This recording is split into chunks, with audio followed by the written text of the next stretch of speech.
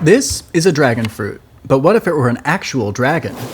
To hold my armature, I'm using this new mounting block I made following about 80% of a North of the Border tutorial. If you want to learn how to make something like this, but much better, definitely check out his video. I'll pop a link in the description. After a couple adjustments, we'll start covering the sculpture from snout to tail in clay.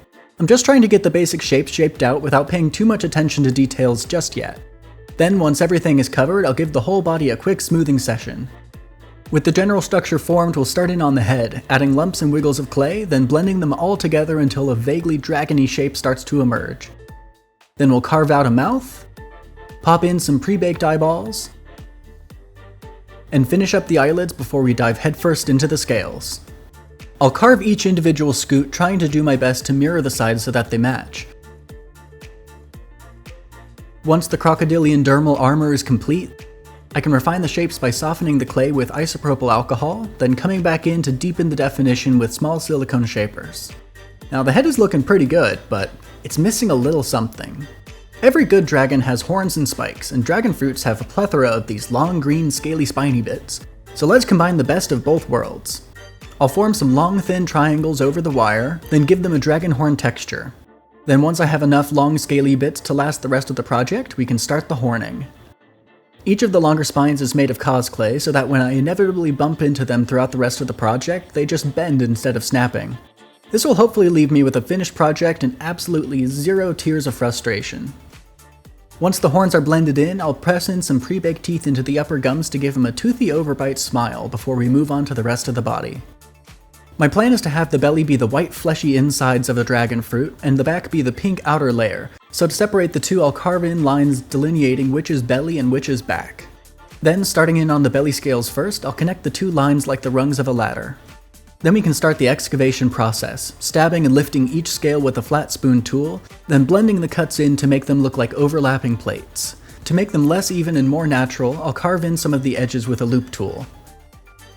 After the carving, I'll whip out the alcohol to give our belly a slightly smoother surface before we ruin the smoothitude via dimpling and texturing with various sizes of ball styluses. This makes the plates look more natural, worn, and imperfect. We'll blend this all in with more alcohol and touch them up with silicone shapers to add some slight ridging on each edge. Then with that, the belly is finished and we can get started topside. I'll carve out the pattern for the back scales into the clay with my Itius Bitius ball stylus, then come back in with a loop tool to start unearthing each scale from the clay. I had to make a new loop tool for myself using thinner wire to be able to get all the details between each scale. This is just a simple wire wound around a chopstick and held together with glue. It's ugly, but it gets the job done. The back scales ended up taking quite a lot longer than I expected. There was probably an easier and more efficient way to go about this, but honestly, I'm pretty pleased with the results, so I'd say it's worth it. Once the scales are finished, I'll douse them briefly in alcohol to remove the more egregious tool marks, leaving only the barest essence of the striated carving lines intact for the scaly texture. Then I'll pick a few choice locations to carve out so that we can press in our pre-made tendrils into our dragon's back and tail. I made a few extra special wiggles for the tail as well, since I love the idea of some flowing green spines coming out of the tip. After a bit of refining here and there, we can finally give our sculpture its first bake. And while that's in the oven, let's make a rock. Once my slab of foil is covered in clay, I'll gently press it with a rock to impart the texture. Since my dragon leg wires were cut a little bit too short, I'll also give the rock two little nubs that can fit the dragon leg bones. This will also provide a nice supportive structure so that once the rock is baked, we can stick our dragon into place atop the mounting posts.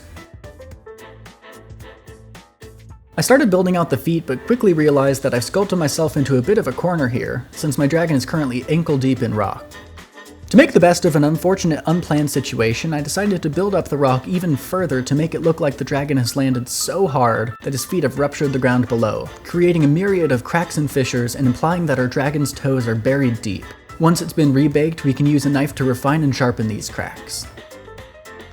With that spontaneous deviation dealt with, I'll clench every orifice in my body while I gently drill some mounting holes into the shoulder nubs so that we can get started in on the wings.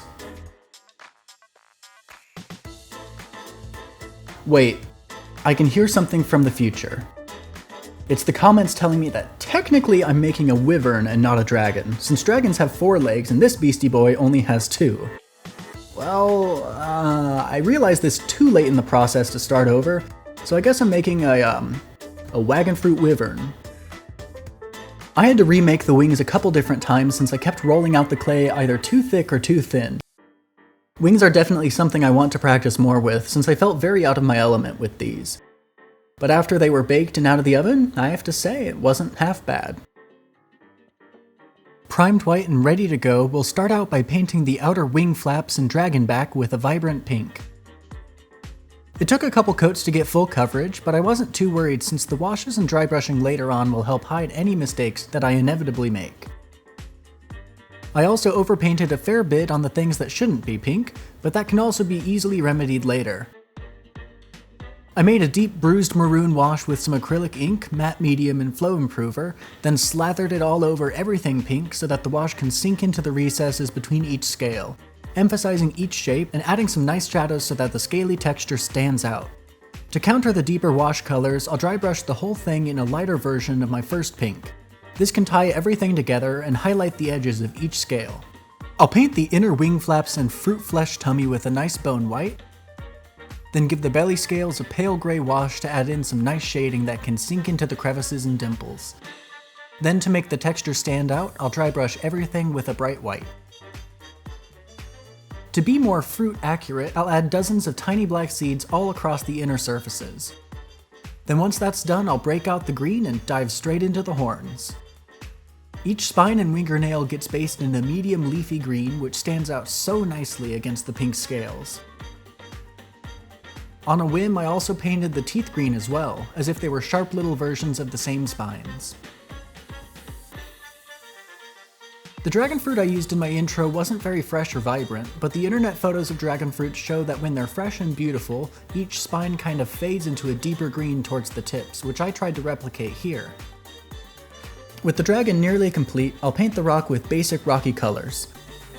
I thought about doing a more intricate rock, but I didn't, because A, I didn't want this video to get too lengthy and drag on, and, well, most importantly because I've already spent a lot of time on this project and I'm excited to get on to the next thing. Last but not least, we'll give our dragon some pitch black seeds for eyes with the obligatory UV resin treatment, and then the entire belly and fruit flesh wing flaps will get covered with a wet acrylic varnish to make them gently shine like slices of fresh fruit. But that's actually our Dragonfruit Dragon finished, and we're on to the final reveal.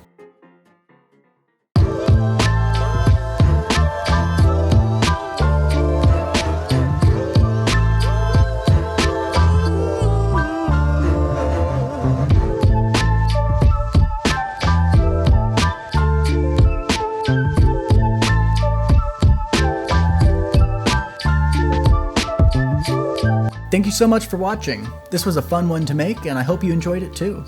Let me know down in the comments if you have any other ideas of what other food creature combinations I can make in future videos. I'll see you next time.